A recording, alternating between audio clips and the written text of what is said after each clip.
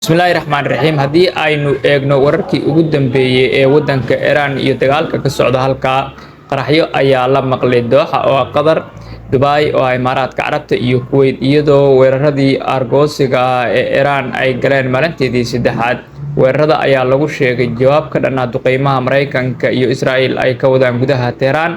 Qaraxyo iyo Siiriyo ayaa laga maqlay Kuwait, qiiq ayaa la arkay agagaarka safaaradda Mareykanka. Difaaca cirka ee Kuwait waxa ay soo rideen inta badan diyaaradaha aan duuliyaha lahayn ee loo yaqaan droneska. Qaar ka mid ah diyaaradaha dagaalka ee Mareykanka ayaa ku dhacay Kuwait, balse shaqaalihii saarnaa waa la soo badbaadiyay.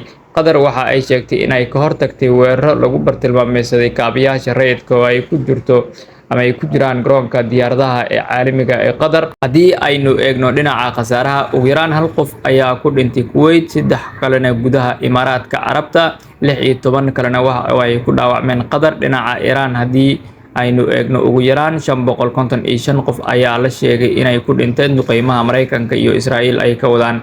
Israa'iil gudaheeda 9 qof ayaa dhimatay, 121 qofna way ku dhaawacmeen. Saldhigga sifaynta saliidda ee Ras Tanura ee Sacuudi Carabiya ayaa si ku meel gaar ah loo xiray kadib weerar drone ah. Dab yar ayaa ka dhashay burburka droonka la soo riday. Qaraxyo xooggan ayaa sidoo kale la sheegay inay ka socdaan Irbid. Iran waxa ay sheegtay inay beegsanayso bartilmaameedka Mareykanka ah oo kaliya, isla markaana aysan dooneynin inay isku dhac la gasho dalalka khaliijka, balse bartilmaameedkeeda kaliya ay tahay Mareykanka iyo isdifaacid oo kaliya, sida ay wararkeedu sheegayaan. Wararka ka soo baxaya aan ka hadlaynaa dhinaca Tehran.